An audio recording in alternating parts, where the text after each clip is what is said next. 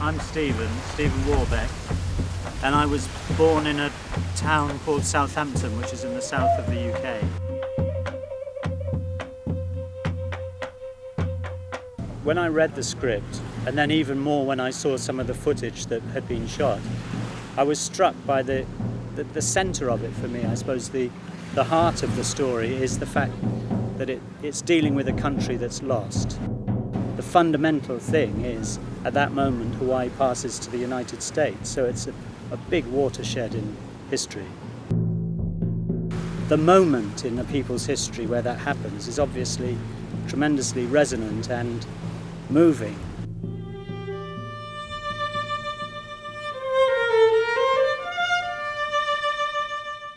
The music of this film has to tell the story of a young woman who's thrust into a position of power at the very moment when that power is being taken away. She loses her personal happiness, she loses her political or the happiness of her country at the same time. So the music is about loss.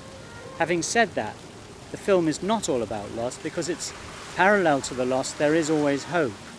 So there's a sense in which the princess brings with her a kind of hope, and in the end there's something that I can explore musically suggested by this script, and that as a composer becomes more attractive.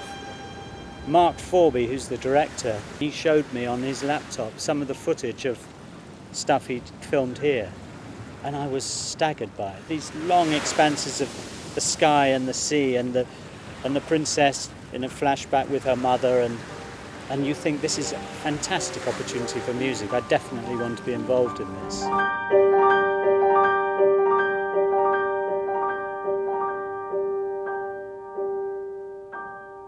think that was very nice. I think we should just do one more. Okay. Yes.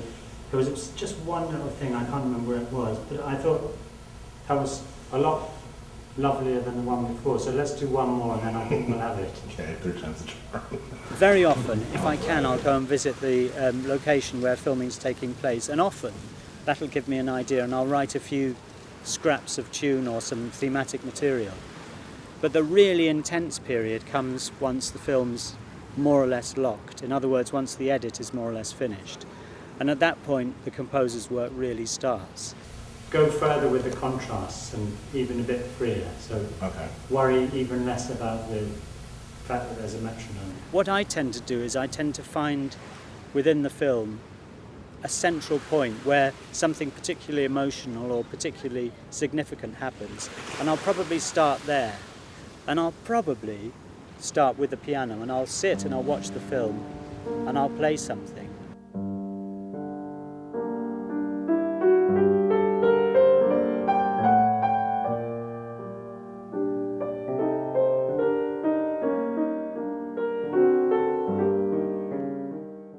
At a certain point, you then have to start shaping your material to fit the film. So you actually have to start sculpting whatever the thematic material is and making it fit the images, making it dip under dialogue, swell when the camera moves through the trees towards the heartbroken whatever it is.